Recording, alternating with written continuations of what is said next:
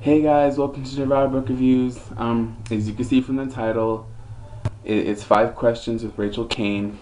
And I did an interview with her, and because she went to my library today, she was there. She was talking about vampires and stuff, and she was really nice, and I had fun with the interview. It was my first author interview, and it's on video. A lot of people don't get to do that. A lot of book reviewers review authors online, and you get to just read the interview. Mine is the video, so I'm really excited about that. So she signed it. Yay! And I can't wait for you guys to watch it. Here we go. And now. Hey everybody, this is Richard from DevvourBookReviews, and I'm here with Rachel Caine, author of the Morganville Vampire series, and we're gonna ask her 5 questions. I'm nervous now. Okay. Number 1 is, when did you first realize that you wanted to be a writer? Ooh, I'm not really sure that I ever realized that. I kind of got into it by accident. I wanted to be a musician, and I kept writing stories as a hobby. It wasn't until I really started talking to editors and realizing it was possible, I guess probably around age 28, was when I realized I wanted to try to be a writer. Other than that, I was just writing for myself. How do you overcome writer's block? Ooh, there's a lot of good ways to do it, but my favorite is if you find that you just can't go on, you can either skip forward and try to write the next part that you know, or you can go back and you can cut until you get to the part where you know you can go forward again. I've cut as much as 50 pages out of a book before because I realized that I've gone down the wrong road. So those are the 2 methods I use to break through it. Okay. How did you get the idea for the Morganville Vampire series? I was trying to think of a new thing to do with vampires, and I really couldn't think of anything. And I thought, well, I'm just not going to be able to do it. But I called my friend, who was a great sounding board, and as I was driving, hands-free, and I said, I don't know what to do, and she said, well, tell me, just start talking, and we'll see what comes out. I said, okay.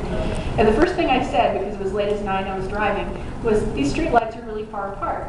And she said, why? And I said, because if a vampire built a town, that's how he would do it. Because the longer you stay in the shadows, the better. And she said, why don't you go do that? And so that's how Morganville started, was this idea of vampire urban planning, is what I call it. And are you working on anything new for the YA scene? I've got I've got the Morganville Vampires continuing through 12 books, so it's going to continue through 2012. But after that, I do have another series that I'm just starting to put down on paper, and I'm going to propose probably by the end of this year. So we'll see what happens. It's very different. It's not related to vampires at all. But I'm very interested in it, and I'm hoping other people will be too. I'm sure they will. Okay, so there's this big, huge topic going around in the book community about censoring and warning labels on YA books with sexual content and foul language. What's your opinion on that? This issue has been kind of bubbling under the surface for a while now. I personally think that if you start putting warning labels on books, on whatever books, the problem is that it's easy for you to avoid encountering ideas you're not comfortable with. And part of the reason that we want teens to read is so that they can experience some things in a safe way, something that they don't have to run into in real life and be caught by. I would much rather a teen read about underage drinking and the consequences of it than in a personal way than have them go to a party and have to make that decision without any kind of context. Once you start putting those warning labels on it, it's so much easier for people to avoid ideas that they're afraid of. That's my feeling about it. I don't really support them at all. Okay. Does that make sense? Yeah. Yes, it Okay. does. Well, thank you for 5 questions and your answers. Well, thank you. I really appreciate you sitting down and talking to me.